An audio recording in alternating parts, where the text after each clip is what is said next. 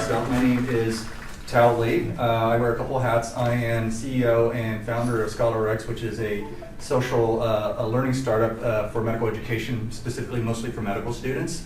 A lot of medical students know me because I also work on a book called First Day for the U.S. 20 Step 1. I'm also a section chief of allergy immunology at the University of Louisville. So that's me. Please. Oh, hi, I'm Scott Helf.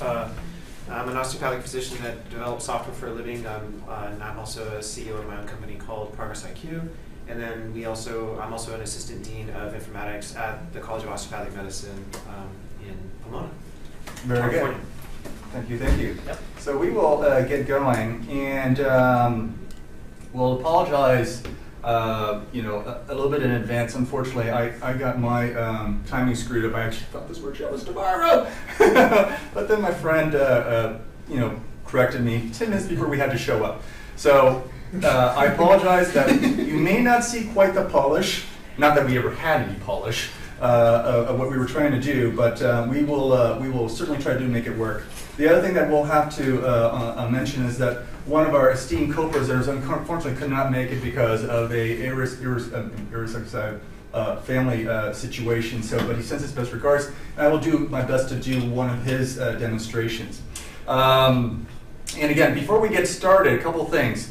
For one of our demonstrations, we're going to be using an app called Explain Everything. So for the folks who came in, if you have an iOS device, if you have an iPad, an iPhone, an Android phone, if you want to partake in that demo, and this is going to be very interactive, folks, please grab that app. It's free, and we can show you a really neat thing you can do with it, especially if you do face-to-face type education and training.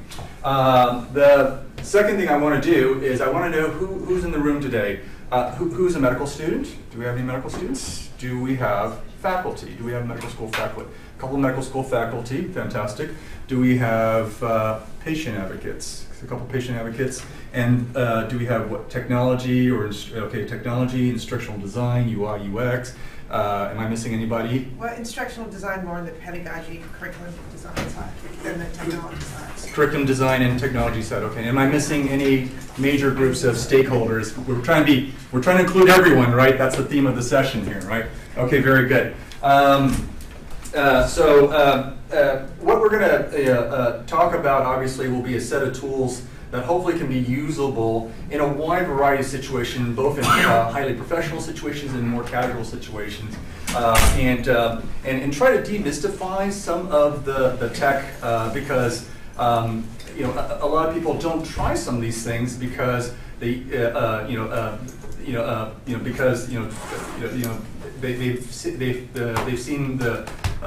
made the assumption that technology is always complicated and very costly, and we're going to try to think through what may be useful that doesn't really require complexity and cost. So, as we know, e-learning is simply using technology as part of the learning process. Now, by the way, technology is all relative, right? Chalkboard is a technology, right?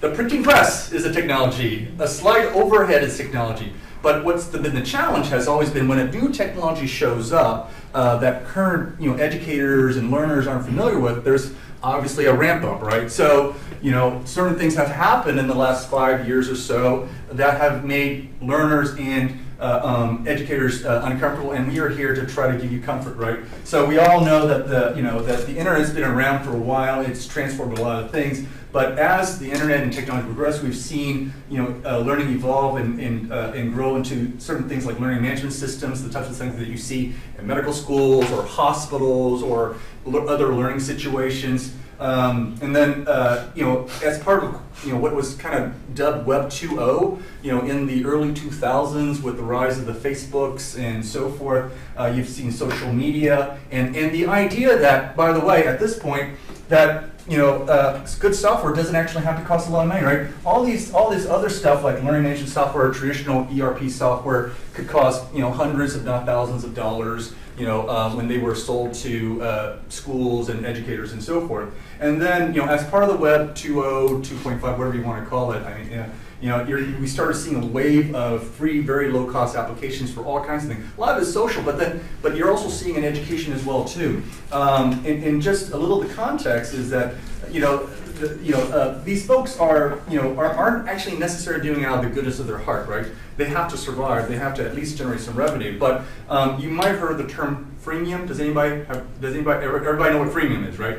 So freemium just simply means the core app is free, but at some point they'll get you in, by adding some functionality that you just can't live without, and you'll subscribe for hopefully a low price, $5 a month, $10 a month, whatever it is. So the freemium model is where we see a lot of the stuff. Some of the stuff we'll be showing today has a freemium component, but some of it will be just free forever. And so we'll kind of guide you through what costs and what might not cost.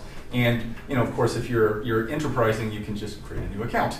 All right, so that's the type of. Hope there's no starved guys in the room here. Sorry. But anyway, so the e-learning is very broad. There's all kinds of different apps, and that's a whole other talk on itself. But we wanted to focus on several classes that we thought would be very accessible for a wide group of folks who have a lot of learning expertise to very little learning expertise and experience, and that could be used in a variety of scenarios. So we'll be talking about classroom apps like this. We're in a classroom, a more traditional scenario.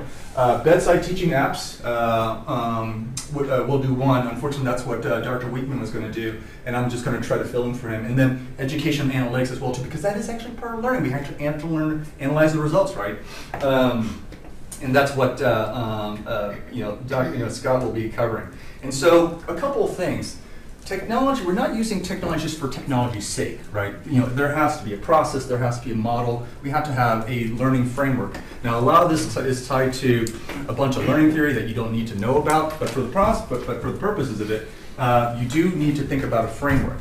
And the good news is that a significant amount of these frameworks, and this is one of the most famous ones, tends to be similar to things that we've seen in real life, right? Who is aware of, quality improvement wherever you work, right? Raise your hand, right? So what does this look like when I see an analyze, design, develop, implement, evaluate? What other four-step cycle, huh? Audit cycle. Right, that, PDSA, everybody heard the PDSA, plan, do, study, act.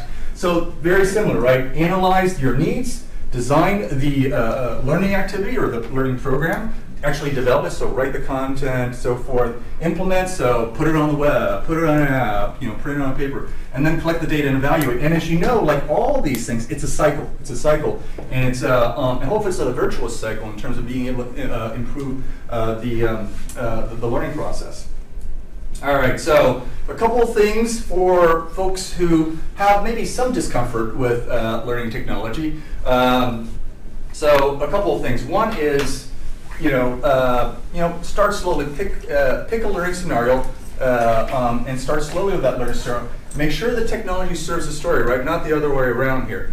Identify the situation that you are trying to address, the goals that you're trying to achieve, and if you think there is a technology that might go well with it, and then make sure that the technology fits in with the overall learning strategy.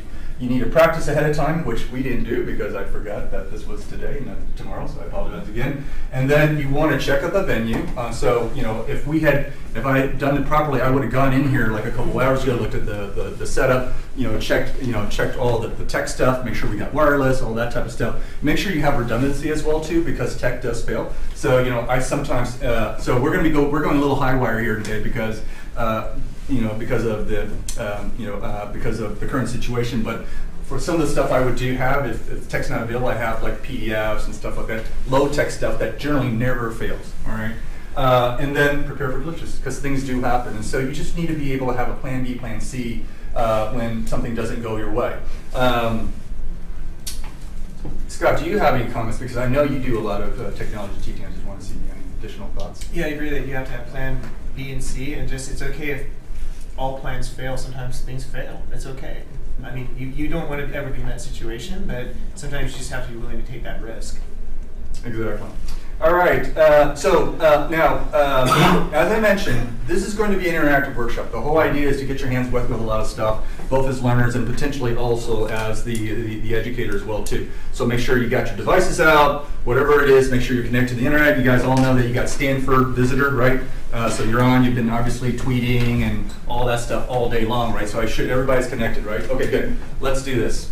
All right. So The first thing we're going to talk about is classroom engagement apps. So a couple of things about classroom engagement apps.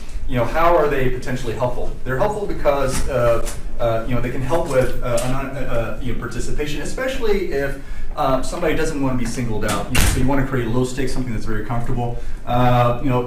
These apps, the classroom engagement apps, tend to be very versatile. And the quintessential one is like the polling one, ARS, right? Audience Response System. We're all familiar with the clickers, right? So you can use it in a whole bunch of different ways, and we'll talk a little bit about it. And then these types of apps are potentially good for quantification because of the clicks and the data that they can collect. Applications, they're helpful for polling. That is, how are you guys feeling today? What do you want to talk about today? And then you can efficiently capture that type of data without having like 30 hands go up and all that type of stuff. Formative assessment. Now remember, formative assessment is just fancy talk for just low stakes assessment. So it's just questions and so forth that may or may not be tied to any significant grade. Summative assessments are going to be tied to some sort of grade. Normally in these types of things, because you don't have a lockdown environment and people could actually cheat. Typically, these summative assessments may be tied more to participation or something like that you actually just logged in and you did stuff. All right, so the first one I'm going to do is poll everywhere. So everybody got the devices out? All right, very good. Get to a web browser. This could be Safari, Chrome, whatever you got. Let's do this. I'm going to jump out of, or I'm going to jump into a browser, and we are going to go here first. Now, Poll Everywhere is free forever for up to 40 participants, okay? Never need a credit card, that type of stuff. But if you go beyond that, and I think up to 5 exercises in a session. But if you go beyond that, then they have obviously a subscription tier. Now they can scale up to hundreds of thousands of people. So this is where what I want you to do. You need to go to this website, pollev.com/tally299. In fact, actually, let me do this. So here it is, in fact, right here. Can everybody see this? The website is pollev, POLLEV.com/tally. That's my name, 299. Now, if you're on, now here's the nice thing. Let's say you're in a kind of a low technology environment. Anybody does work overseas, Africa, where you may not have good internet connection and stuff, but you do have SMS. Okay, so Poll Everywhere actually has a SMS capability as well too, which is different from a lot of the other tools that you may be seeing out there. So it's really helpful for those types of situations. All right, so is that free too? Yes, that's free. But of course, messaging rates and all that usual stuff may apply. But it's free. Yeah. It's free for, again, up to 40. All right. All right. So if you do that, you've got a question, and looks like how many responses? So far everybody. So there's a couple of things I could have done. I could have locked it so nobody could see what the answer is. I just poll said, hey, what kind of mood are you in, or what's your favorite color, that type of stuff. I could lock it. I could also I could have hidden the responses like that, so that people don't know. And then, but you can see everybody has. We've got 10 results so far, and looks like once I show it, obviously it's 100%. All right, let's do something else. So this is standard ARS, right? So you already know this replaces your standard clicker, bam, and you're collecting the data in reports that you can look at later. The other thing is, we're doing this obviously off their website, but you can embed this poll in your PowerPoint or your Apple Keynote presentation. They actually have little applets that let you integrate, so you don't have to go back and forth between your PowerPoint or Keynote and the web, as long as, of course, your laptop is connected to the internet. So do check that out, but for this particular case, we're just going to do it right here. So let's actually go to the next poll, and this actually is helpful because what it allows you to do is it allows you to actually collect spatial data. So the question is, where were you born? Now here you actually do need to use the browser or whatnot, or the Pollev app, right? Because SMS would not work here, obviously. So you're going to get a representation of the world on your phone or your laptop, and you're going to click where were you born. So I see a lot of folks in the U.S., somebody in South America, India, Australia, and so forth. So you can see how that's really helpful. And by the way, this can be auto-graded too, by the way, right? So let's say I'm a cancer doctor, right? And I've got a chest X-ray, and I've got a big nasty Goomba there. And the question is, where's the Goomba, right? And where's the lesion? Sorry. And so you can actually draw a circle. You can actually draw a circle, and anything that drops into that circle, which is a hidden circle, anything that's dropped into that is automatically graded correct. Anything outside that circle is graded. So you can actually get automatic grade even on this type of data. So I find this very helpful for for those types of visual spatial types assessment, formative assessment, polling, and so forth. Any questions about this so far? All right. Okay, so getting back to the presentation, let me see. Let's come in. Go. All right. So polarity one. Pear Deck is another one. So what's nice about Pear Deck, so it's similar to, and I'm not going to demo here just because I want to be cognizant of our time here, is that it's also similar, but it allows you to drag and drop objects. And I actually have another app that works very similar, but it's just as a pure app. So the nice thing about this is it works very nicely with laptops, with iOS devices, and so forth. So mouse and touch interfaces work fine. The only, and if you are an institution that's using Google G Suite for your learning management system, it has excellent integrations. Like, for example, you can import all the student data, student characteristics, that type of stuff, so you don't have to input that twice. So that's obviously the advantage. So that's the upside. The downside, it requires everybody to have a Google account. So if I was going to do a demo, I'd say, hey, look, you have to log into your Google account to do it. Has a 30-day free trial. Unfortunately, there's no free forever option. But again, for something that's short-term or whatnot, it's still pretty economical, and we already know what our other tricks are. All right, the last thing we're going to do is, let me see if we can let's see if this works. So how many Google accounts do you have now? I'm not saying. Enough to get me far. Tally one, tally two. Yeah. All right, so Kahoot. So now, by the way, this tool and the last tool, what you'll notice is that if you were to kind of do your research, these two tools are very popular in K through 12, right? So elementary, high school, and so forth. But it's all still adult. A lot of the framework in terms of assessment and gamification is still based on adult learning theory, so it works well for us big kids too. So Kahoot is a quiz game for groups. Who've done the pub trivia type stuff? Has everyone? It's pub trivia. All right. So points are awarded. So you can do it individually or as groups. We're going to do it individually here just for kicks and giggles. Points are awarded for correctness, not just correctness, but speed. So there's a speed here. So that actually helps with the gamification. And as you say, you can do individual versus group. It is actually free forever. I don't actually know how these guys make money. They may do corporate training or whatnot, but I've been using this for several years, and they have not charged anything for it. How are we doing on time? Just want to make sure. When are we supposed to be done? Okay. We're about halfway through. Okay, so let me keep moving. Cool. All right, so let's do a Kahoot. All right, so I will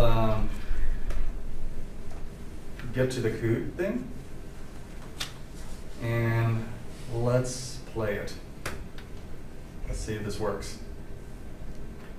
All right, so let's do classic. All right, so this means everybody versus everybody. All right, so what happened to the audio? Oh, I unplugged it. Did we? Well, I plugged it in. It's not. It's fine. Oh, let's see. So I got the audio for the cheesiness factor, so you'll appreciate this. All right, go to Kahoot. Oh, what happened to my? All right.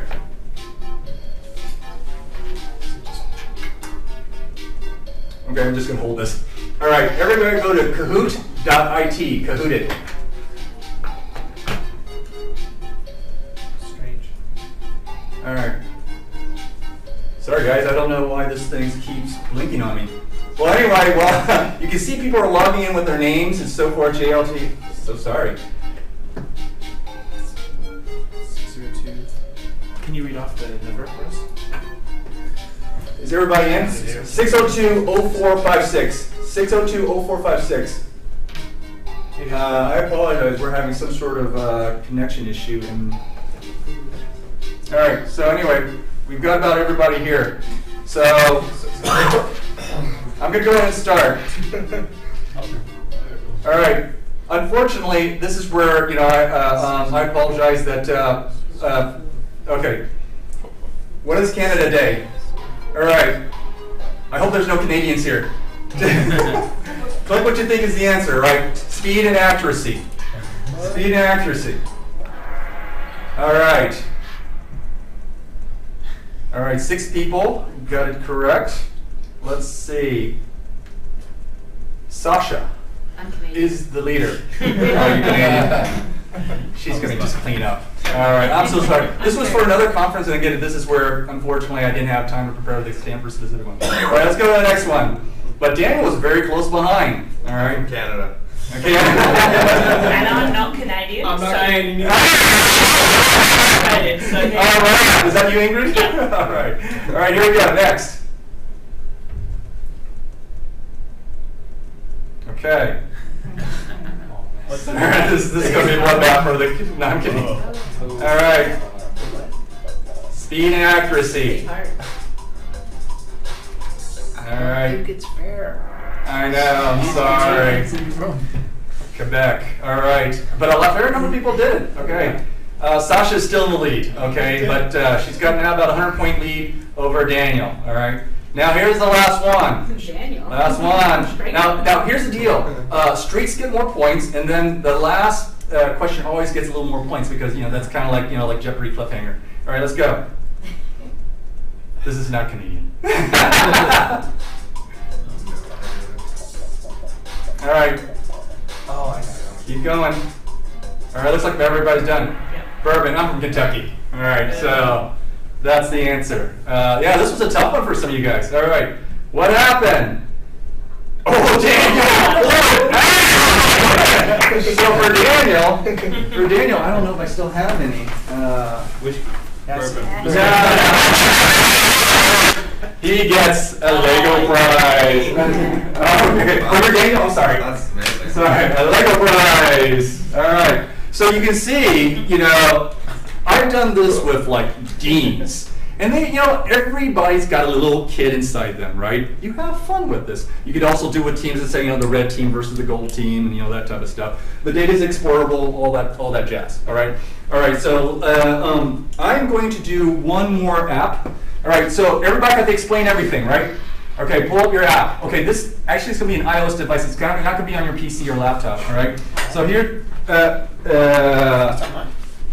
Oh, is it?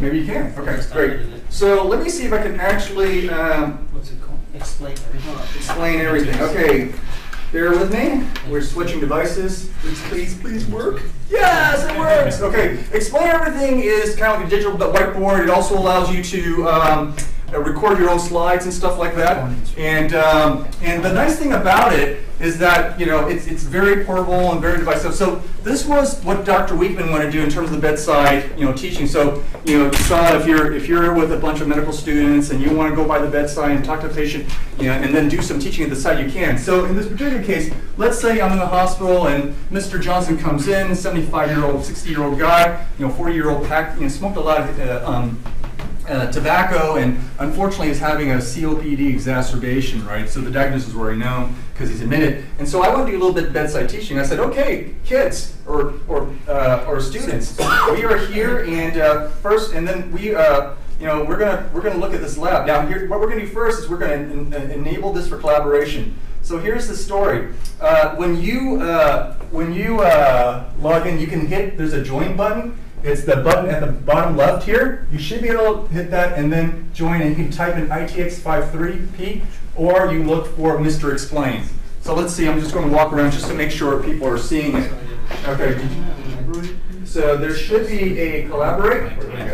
Enter invite code in the upper right, okay? So there's a collaborate button at the bottom, and once you hit the collaborate button, you should be able to hit invite code. Yeah, the invite code. ITX53P. Did everybody see that?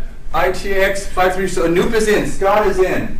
Okay, Eric. Yes. So just hit the search, and then just type in the code ITX53P. All right. Are you in Explain Everything? And if not, get with somebody who has Explain Everything. So there you go, ma'am.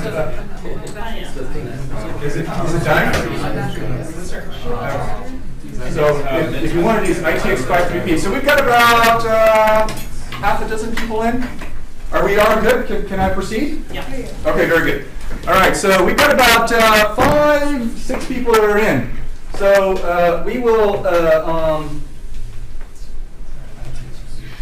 close this, and then I'm going to say, "Here's me," and I'm going to say, "Hey guys, over here," and you can see, and as I draw, it shows up on your screen too. So I say, "Hey guys, on the vertical axis, we've got flow." Hold on.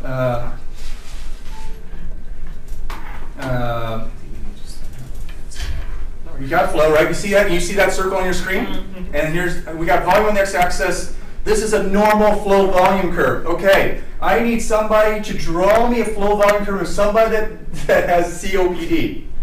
So trace over that curve and then diverge from it. Is there a clinician in the room? I need a clinician. Somebody who's admitted. You want admitted?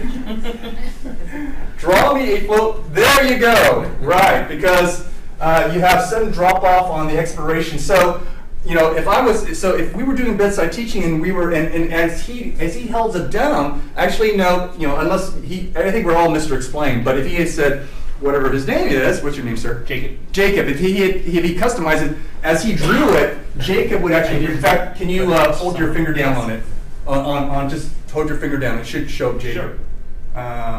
So it's not now Mr. But it would be Jacob, right? So I actually, as the educator, would see that, it's Jacob that's doing that.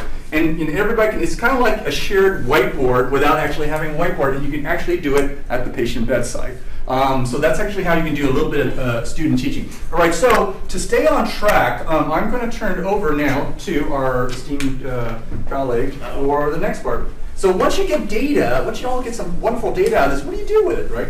So that's what Scott will talk about. All right, Scott, what do you need to do here? Oh, I need to log into my computer. Okay, so let me get this reconnected. Oh my God. Yeah. All right. Somebody tell us how many minutes we've got left. We want to be careful and respectful of your time here. Anyone know? Does anybody know when this thing's supposed to end?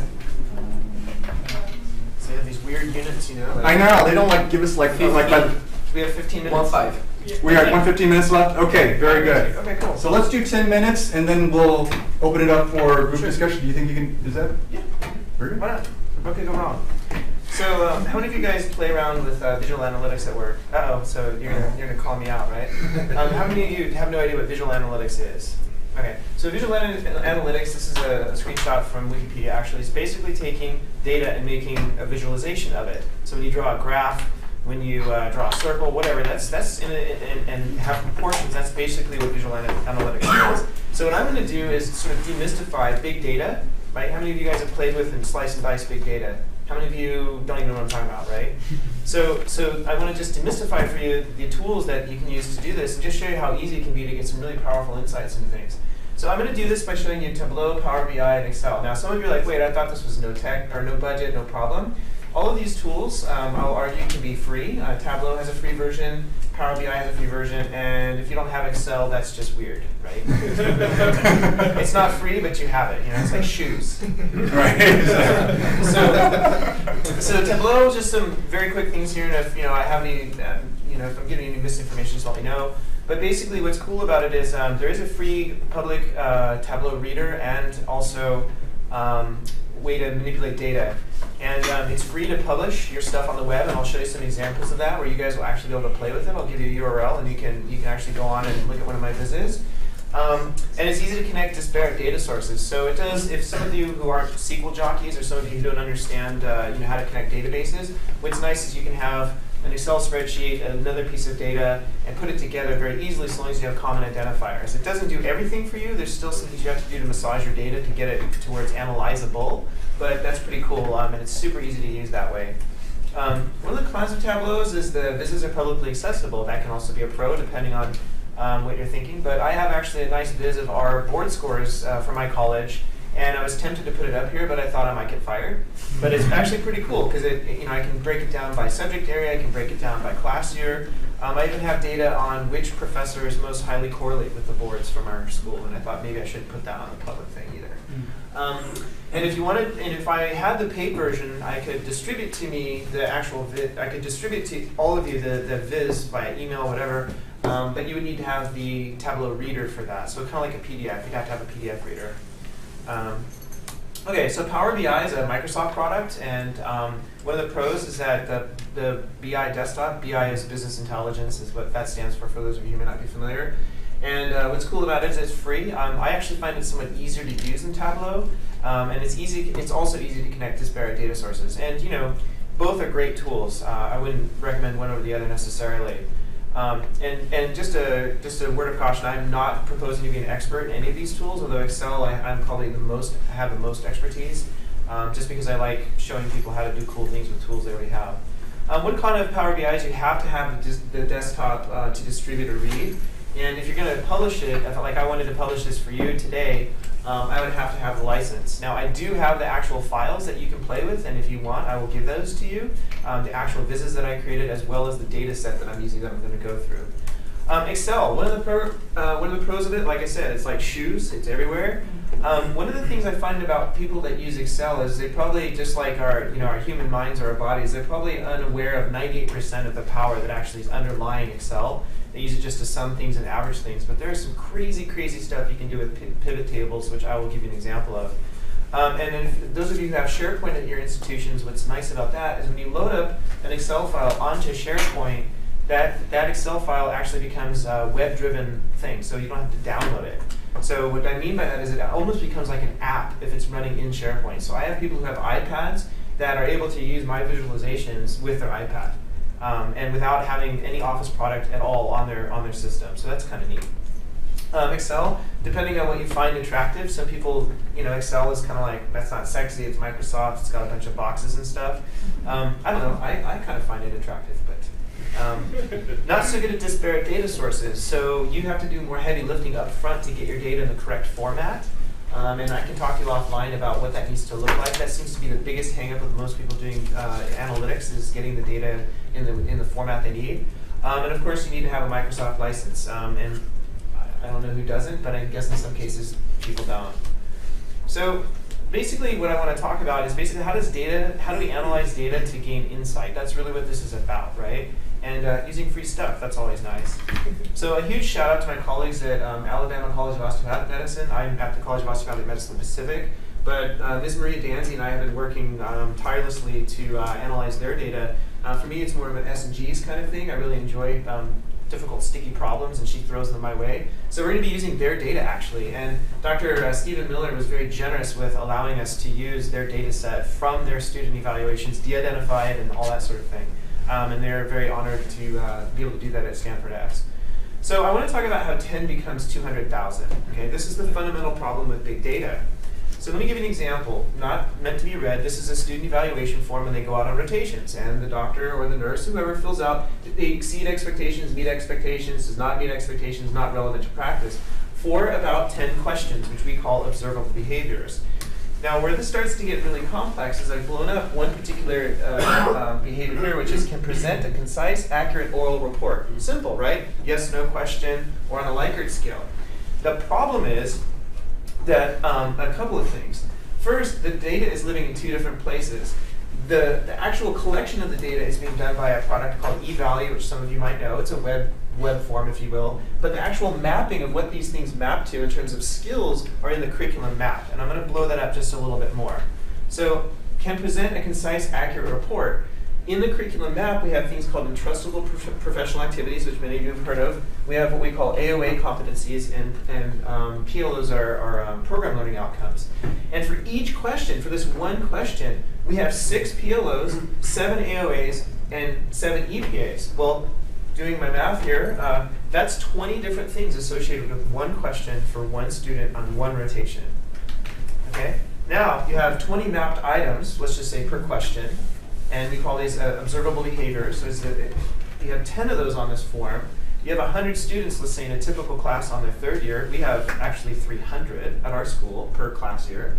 And you multiply that by 10 core rotations. You can quickly see how this becomes 200,000. So this is why a lot of deans, they're like, I don't understand, why is it so hard just to get my data and look at it? And this is the fundamental problem underlying this. It's what's called a Cartesian join for those of you who are into like data stuff. You can look it up on Wikipedia, it's kind of interesting. But basically you're multiplying data by multiplying data by multiplying data. So it gets big really, really fast. So I'm just going to show you some examples real quick. So let's just start with Tableau. I've put up on here a link that you can go to. It's called tinyurl.com, no budget Tableau. I figured that was a lot easier than doing the whole, bit.ly underscore lot stuff. So just go to tinyurl, and you don't have to do the HTTPS. You just enter tinyurl.com, no budget Tableau, and it should just work. Anyone who's on that now? We can see it. Cool. Okay, so tinyurl.com, no budget Tableau. So I'm going to just jump right in. So I'm going to do exactly what you're doing right now. I just click, oh, no internet connection. Do you guys have an internet connection? Yep. I lost mine. That's funny. Let's be able to spell Tableau appropriately. All right. Is that what it was? No, I do. Oh, yeah, I got kicked off the network, so just give me a second here. Sorry about that. One below it. Oh, okay, here we go. This one? No, the one below Oh, I that. got you. Stanford visitor. Okay, cool. Right. Connect. Sorry about that, guys. Yeah. Just got bounced off the network. Before the talk, we were working fine. So are you guys able to see the visualization? Yeah. Okay, now what you may or may not know about the visualization, which I'll show you too, is you can click on any of those things. So off to the right, you should see what looks like let me just see if I can get on now.